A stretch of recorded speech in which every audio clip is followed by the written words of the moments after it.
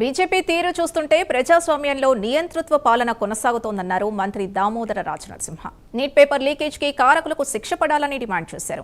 లక్షల మంది విద్యార్థుల జీవితాలతో బీజేపీ ఆడుకుంటోందని, భవిష్యత్తులో మళ్లీ ఇలాంటివి జరగకుండా చూసుకోవాలన్నారు. ప్రధానమంత్రి కూడా దేశ పౌరుడే కదా అన్నారు మంత్రి. కేజ్రీవాల్ కమెంట్స్ పై మాట్లాడాల్సిన అవసరం లేదని, యువత ఆలోచనే కాంగ్రెస్ ఆలోచన అంటున్న మంత్రి దామోదర రాజనరసింహతో మా ప్రతినిధి Azeem face to face. Rahul Gandhi అరెస్టుకు నిరసనగా పీసీసీ చెలో లోక్ భవన్ ముట్టడికి పిలుపునిచ్చింది. ఈ నేపథ్యంలో లోక్ భవన్ ముట్టడించినటువంటి నేతల్ని కూడా నాంపల్లి పోలీస్ స్టేషన్కి పోలీసులు తీసుకురావడం జరిగింది. ప్రస్తుతం మనతో పాటు మంత్రి దామోదర్ రాజనరసింహను మాట్లాడించే ప్రయత్నం చేద్దాం.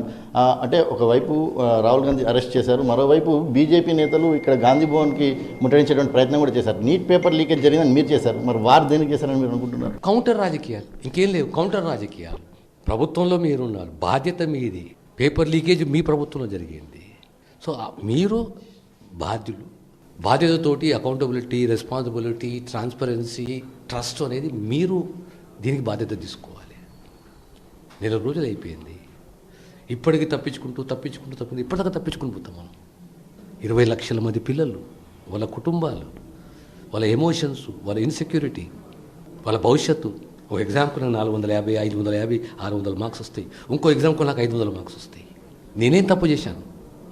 ఒకవేళ నాకు 600 మార్క్స్ వచ్చేసి నేను కంఫర్టబుల్ ఉంటాను అనుకుంటా. మరి ఇంకో ఎగ్జామ్కు నాకు 400 మార్క్స్ వస్తాయి. దాని కారకు నేనా? సో నేషనల్ లెవెల్లో పేపర్ లీకేజ్ అనేది మామూలు మాట కాదు. ఏదో 20,000 మంది, 30,000 మంది పిల్లలు కాదు, 20 లక్షల మంది పిల్లలు ఎగ్జామ్ రాస్తున్నారు. నిరసన తెలపడానికి జంతర్ మంతర్ ఉంది, ప్రధాని ఇంటి ముందుకు వెళ్ళి నిరసన తెలపడం ఏంటి అని చెప్పి కూడా బీజేపీ నేతలు అడుగుతున్నారు. Prime minister is also citizen of this country in a democratic setup. Every citizen has a right to protest peacefully. ప్రధానమంత్రి పోతుంటాడు ర్యాలీలో, కొంతమంది యువకులు బ్లాక్ ఫ్లాగ్ చూపెడతారు. చూపెట్టకూడదా? స్లోగన్స్ ఇవ్వకూడదా? సో ఇది we are governed by the constitution. Freedom is a birth right. నా అభిప్రాయాన్ని నేను వ్యక్తం చేసే హక్కు నాకున్నది. కాంగ్రెస్ మన కాక్రోచ్ జనతా పార్టీకి సంబంధించినటువంటి యువకులు ఎవరైతే ఉన్నారో వాళ్ళు ఏమంటారు, దీన్ని రాజకీయాలు చేయొద్దు, మమ్మల్ని రాజకీయ రచ్చలోకి రావద్దు అని కూడా వాళ్ళు కూడా చెప్తున్నారు నేను నిరసన తర్వాత. మేము కూడా అదే అంటున్నాం కదా. ఎవరు బాధితులు? 20 లక్షల మంది కుటుంబాలకు జవాబు ఇవ్వండి మీరు, ఆ పిల్లలకు జవాబు ఇవ్వండి మీరు. నెల జాప్యం జరిగిపోయింది, ఈరోజు రేపు మీరు జవాబు ఇవ్వాలి కదా. ఎందుకు ఇవ్వలేకపోతున్నారు? ఇవ్వండి. ఢిల్లీ మాజీ సీఎం మాట్లాడుతూ బీజేపీ కాంగ్రెస్ చేస్తున్న గేమ్ ఇది అని చెప్పుకుంటూ కూడా ఏదో కేజ్రీవాల్ నిన్న కామెంట్ చేశారు. సరే, కేజ్రీవాల్ కామెంట్ మీద మనం స్పందించిన అవసరం లేదు. కాంగ్రెస్ ప్రధాన ప్రతిపక్ష పార్టీ. మా నాయకుడు రాహుల్ గాంధీ గారు, మల్లికార్జున ఖర్గే గారు, ప్రియాంక గాంధీ గారు, వాళ్ళు ఆ యువతకు బాసటగా వాళ్ళకు మోరల్ సపోర్ట్, వాళ్ళకి సపోర్ట్ చేయాలి. వాళ్ళు జెన్యూన్ డిమాండ్ అది. వాళ్ళు ఏం అడుగుతున్నారు పిల్లలు? దీనికి కారకులు ఎవరు? దీనిపై చర్యలు ఏవి? తప్పేంది? అది రాజకీయం ఎక్కడుంది ఇందులో?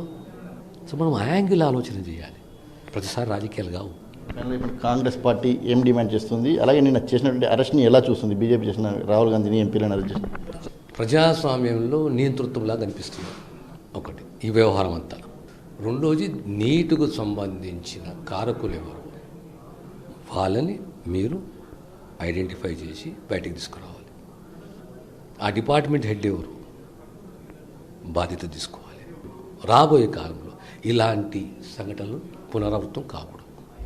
సరిగా ప్రజాస్వామ్యంలో నియంత్రిత పాలనలాగా బీజేపీ తీరు కనిపిస్తుంది. ఎవరైతే నీట్ పేపర్ లీకేజ్కి కారకులో వారందరిపై ఖచ్చితంగా తక్షణమే చర్యలు తీసుకోవాలి. సో భవిష్యత్తులో ఇలాంటివి జరగకుండా చూసుకోవాలని చెప్పి కూడా మంత్రి దామోదర్ రాజనరసింహ చెప్తున్నారు. కెమెరామెన్ శ్రీకృష్ణతో అజీం, ప్రైమ్ 9.